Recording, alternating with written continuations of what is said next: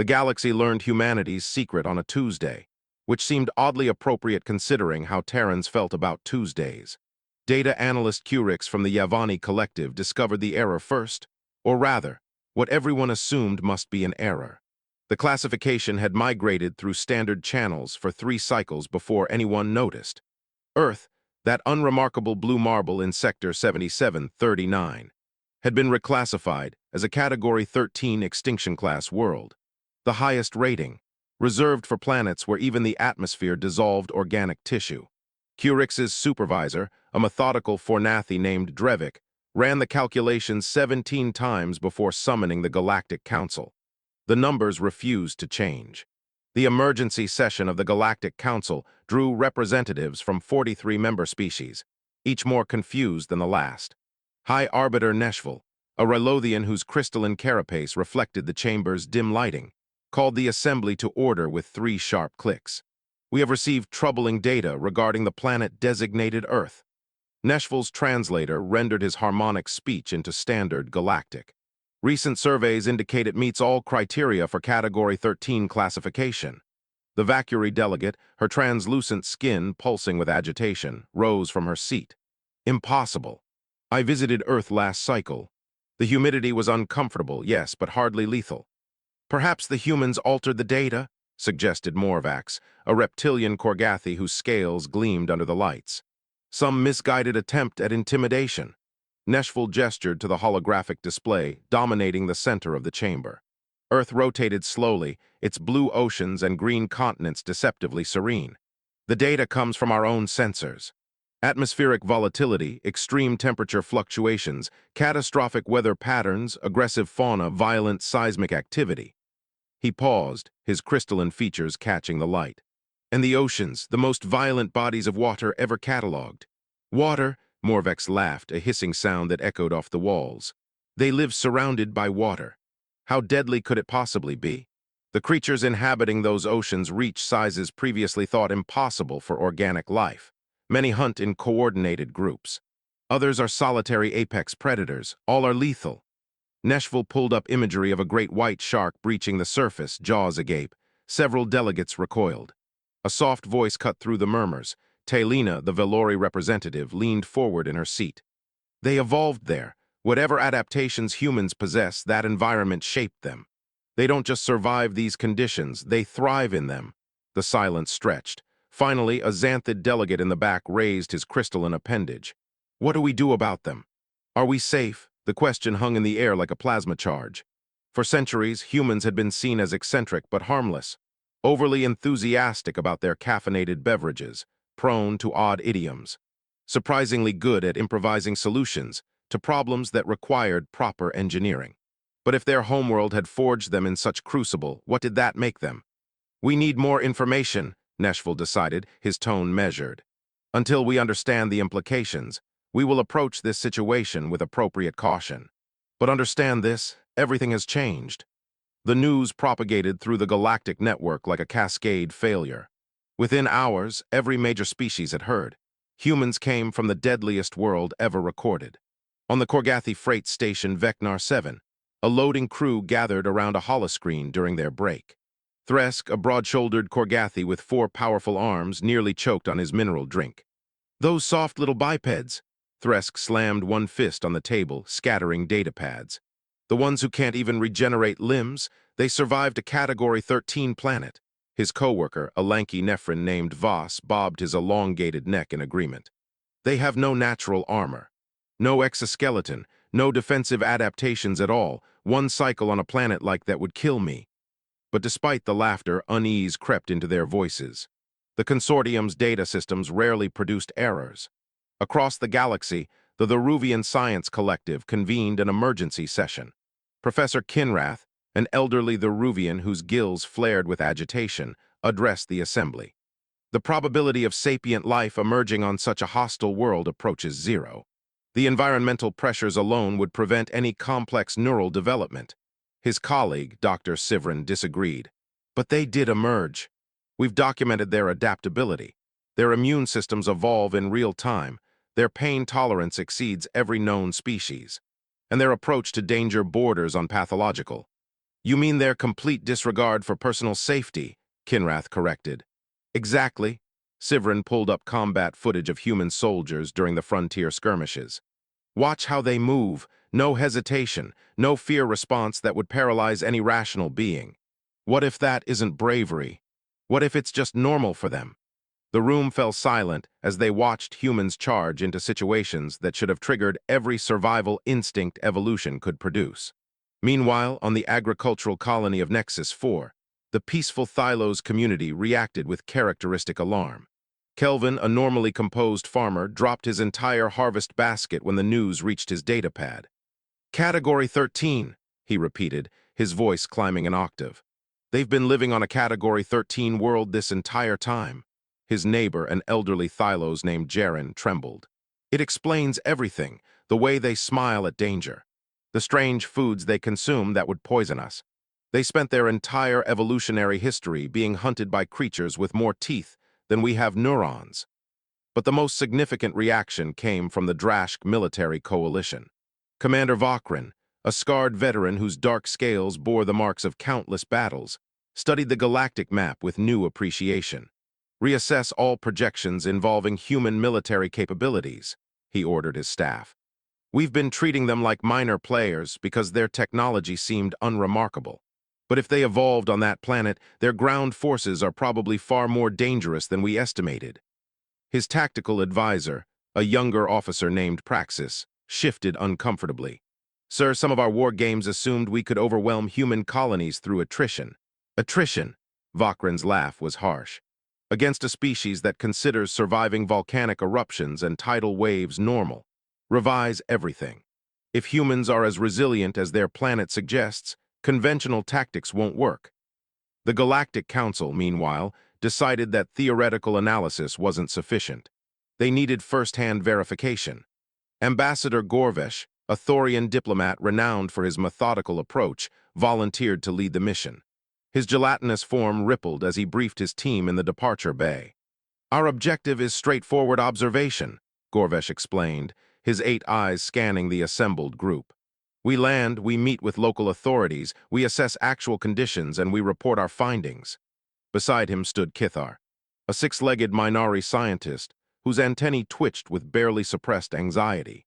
And if the Category 13 classification is accurate, then we observe from maximum safe distance. Gorvesh's tone allowed no argument. I was hoping for better odds, muttered Welk, a Quethian whose species was legendary for risk aversion. He was already regretting his decision to volunteer. The journey passed quickly, their ship making efficient progress through established jump routes. As they approached Earth, the delegation gathered at the observation windows. The planet rotated below them, blue oceans and green-brown continents creating a deceptively tranquil image. Appears peaceful enough, Kithar observed, though his mandibles clicked nervously. Appearances mean nothing, Gorvesh reminded him. This is the world that houses predators capable of crushing armored vehicles. Welk shuddered. I thought that was hyperbole. The landing zone turned out to be a commercial spaceport outside a major urban center. As they disembarked, the conditions seemed almost disappointing in their normalcy. Breathable atmosphere, manageable gravity. Slightly uncomfortable temperature gradients, but nothing immediately lethal. Their human representative, a woman named Jennifer Martinez, greeted them with an unsettling display of teeth. Humans called it smiling. Most species found it vaguely threatening. Welcome to Earth, she said warmly, shaking Gorvesh's extended appendage without hesitation. Hope the trip wasn't too rough. Your hospitality is appreciated, Gorvesh replied carefully. We're here to assess your planet's environmental conditions. Jennifer's grin widened. Right, the reclassification thing. Pretty funny, honestly, but don't worry, Earth's not that bad. Sure, we get the occasional disaster, but nothing common sense can't handle. The delegation exchanged glances. If disasters were occasional, what constituted normal? Their first stop was an urban park, trees, grass, humans engaged in recreational activities. Birds vocalized overhead. Small mammals foraged in the undergrowth. It seemed almost aggressively peaceful. Then a large canine broke free from its restraint, charging toward them at alarming velocity. Welk shrieked and jumped behind Kithar, who began calculating escape vectors. The creature, Jennifer called it a dog, stopped just short of them, its tail oscillating in what humans apparently considered a friendly gesture. "Sorry about Rex," Jennifer said, jogging over to recapture the animal's leash. "He gets excited around new people. Totally harmless." "Harmless?" Welk's voice cracked as he emerged from his hiding place. "That creature could devour us whole." Jennifer laughed and patted the dog's head. "Rex wouldn't hurt anyone. Though I guess some of our wildlife can get rowdy. You should see the alligators down south." "Alligators?" Kithar's antennae flattened against his skull. "Are they large?" "Oh yeah, pretty big. But as long as you don't mess with them in their territory, you're fine." The delegation proceeded with extreme caution to the coastline.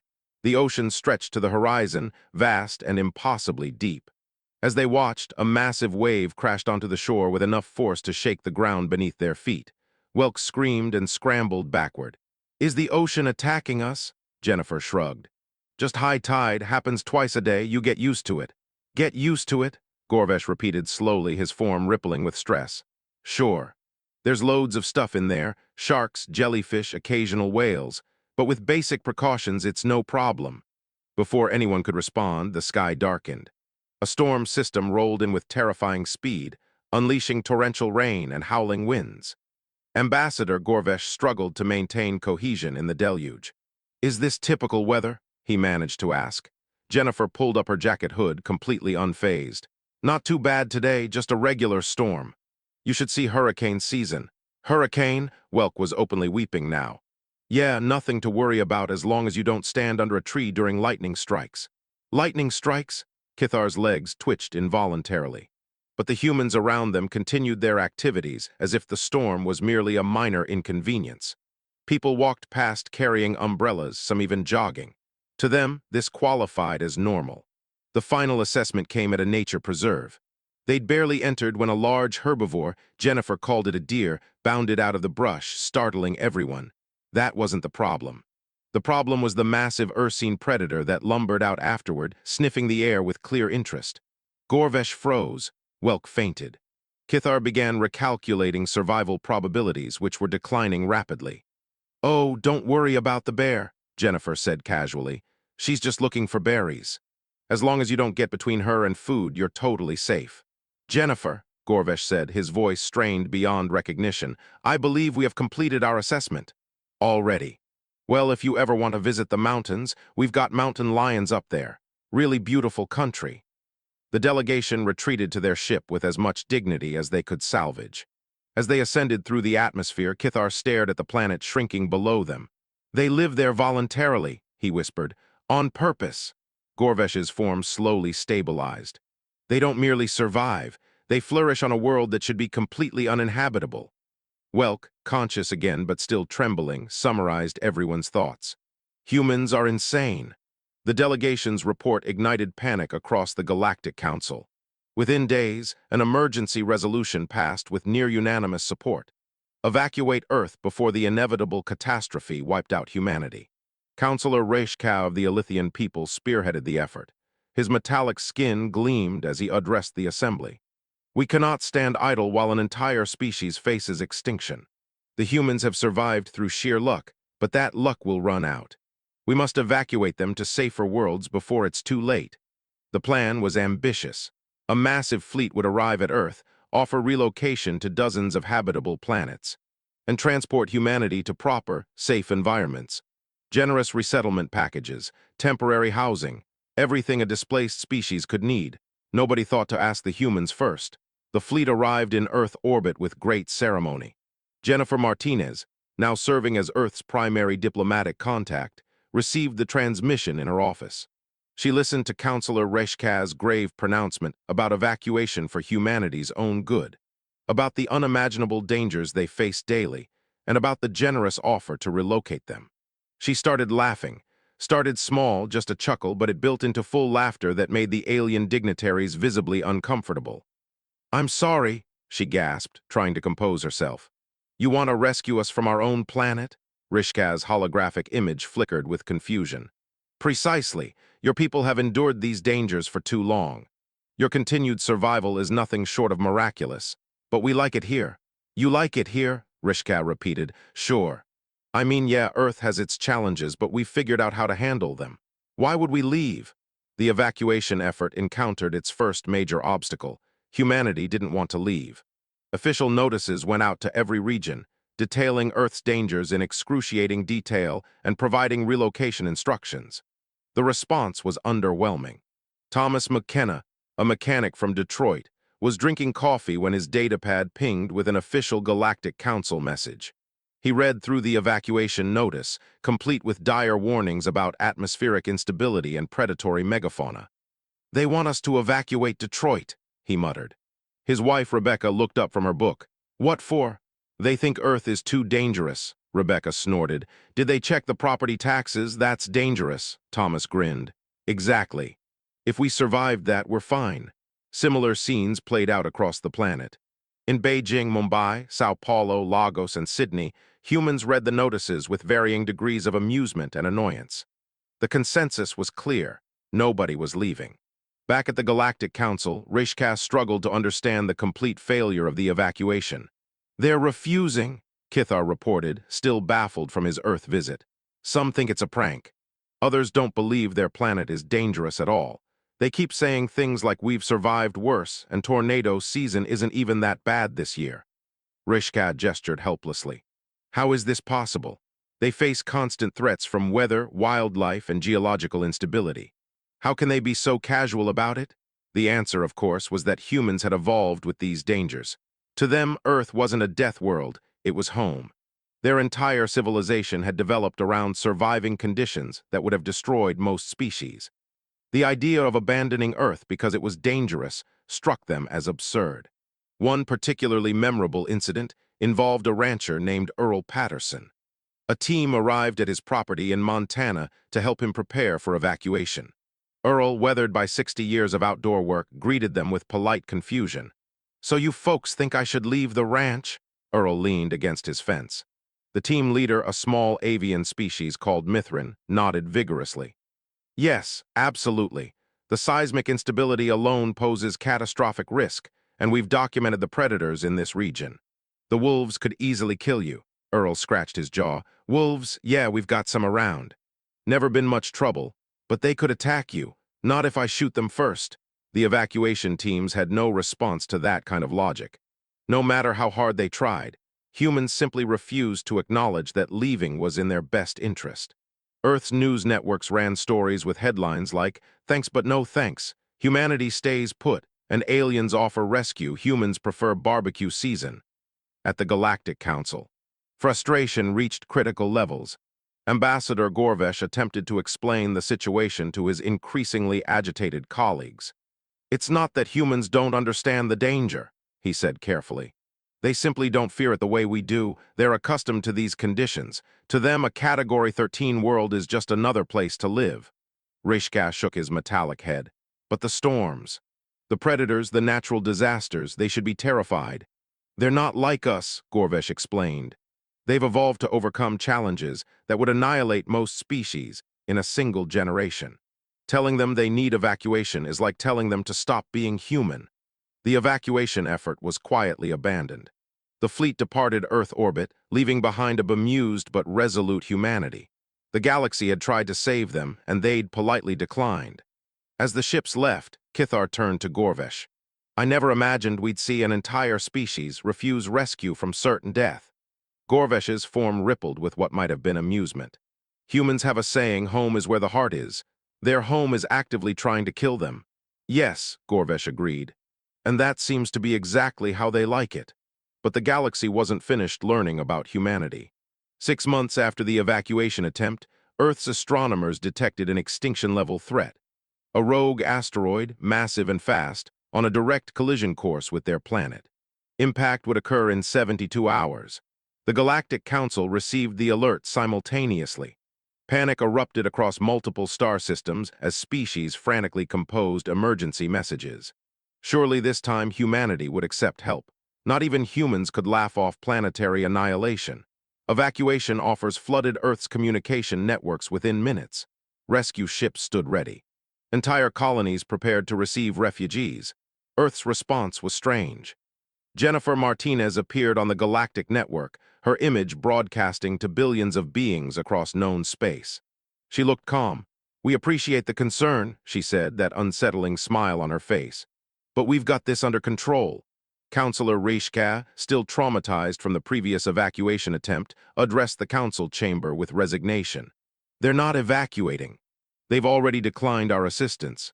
But this asteroid will destroy their entire planet," Neshville protested. "How can they possibly survive?" Gorvesh, who'd become the council's unofficial expert on human behavior, rippled thoughtfully. "They're not planning to survive it.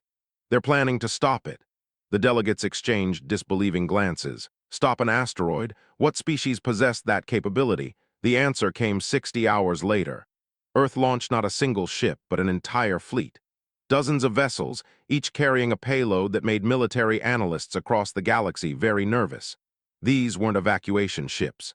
They were weapons platforms, cobbled together from repurposed military hardware, experimental shielding systems, and enough explosive material to vaporize a small moon. The human plan was insane.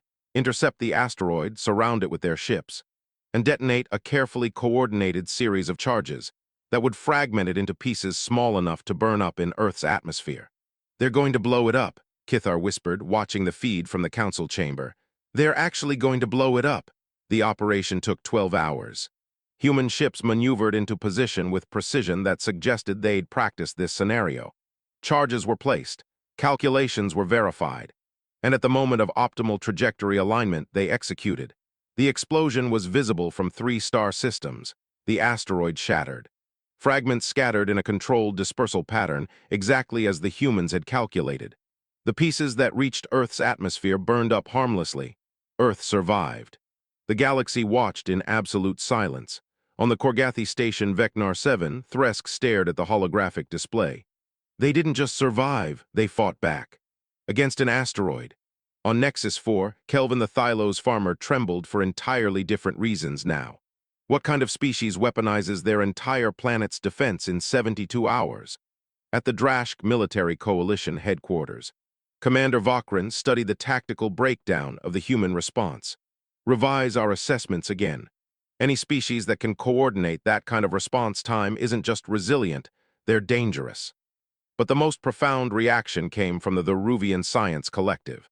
Dr. Sivrin addressed her colleagues, her voice filled with something between awe and concern. "We've been asking the wrong question," she said. "We kept wondering how humans survived on a Category 13 planet. But the real question is what surviving on that planet made them become. They don't just endure danger, they've learned to fight it, to defeat it, to make it irrelevant." Professor Kinrath nodded slowly. "They don't fear extinction because they've been facing it their entire evolutionary history. And they've won every time." 3 weeks after the asteroid incident, the Galactic Council convened again. The chamber felt different now. The energy had shifted from concern to wary respect. Neshville called the session to order. "We gather to discuss the implications of recent events involving Earth and its human population." "Implications?" Morvax, the Korgathi delegate, let out a hissing laugh. "They destroyed an extinction-level asteroid in less than 3 days. I'd say the implications are clear." Taylina, the Velori representative, spoke quietly. "We attempted to save them because we thought they were victims of their environment. But they're not victims, they're products of it. Survivors in the truest sense." Rishka's metallic form seemed to have lost some of its luster. "We offered them escape from danger, and they refused because they'd already mastered it. We offered them rescue from an asteroid, and they destroyed it instead. The question now is what this means for the rest of us." Ambassador Gorvesh rippled thoughtfully. "It means we've fundamentally misunderstood humanity. We saw their adaptability, their resilience, their unusual psychology as quirks. But those traits aren't quirks. They're survival mechanisms forged over millions of years on a planet that should have killed them countless times over." "So what do we do?" asked a Xanthid. "Representative. How do we interact with a species like this?" "Carefully," Vokrin transmitted from the Drashk Coalition. "And respectfully. Any species that treats planetary extinction events as solvable problems isn't one you want as an enemy." Neshville nodded slowly. "Agreed. I propose we formally recognize humanity not as a protected species in need of assistance, but as an equal partner in the galactic community. We acknowledge their unique capabilities and accept that Earth, while classified as Category 13, is their rightful home." The vote was unanimous. Jennifer Martinez, received the Council's decision in her office on Earth. She read through the formal recognition, the acknowledgement of humanity's capabilities, and the promise to respect their choices regarding their homeworld. She smiled, filed the document, and returned to her coffee. Outside her window, Earth continued its rotation. Seas churned, tectonic plates shifted, storm systems gathered and dispersed. Life continued in all its chaotic, dangerous, beautiful complexity. Humanity had lived here for hundreds of thousands of years and would live here for hundreds of thousands more because this was home. The galaxy had learned its lesson. Earth was a death world, yes. But humans weren't its victims. They were its children, and they'd inherited every bit of its strength. Across the galactic network, a new phrase entered common usage among the various species. When something seemed impossible, when the odds appeared insurmountable, when extinction loomed and hope faded, beings would invoke the human example. They survived a Category 13 world, they'd say. If humans can do that, maybe we can do this. It became a rallying cry, an inspiration. A reminder that survival wasn't about being the strongest or the most advanced. It was about refusing to give up, adapting to whatever came, and facing the universe with determination and maybe a little dark humor. The humans, characteristically, found the whole thing amusing. They'd never thought of themselves as special. They'd just been doing what came naturally, living their lives, solving their problems, and moving forward no matter what the universe threw at them. Earth kept spinning. Humanity kept thriving. And the galaxy watched with new understanding, knowing that the most dangerous species in known space weren't conquerors or warriors. They were survivors. And survival, as it turned out, was the most dangerous trait of all.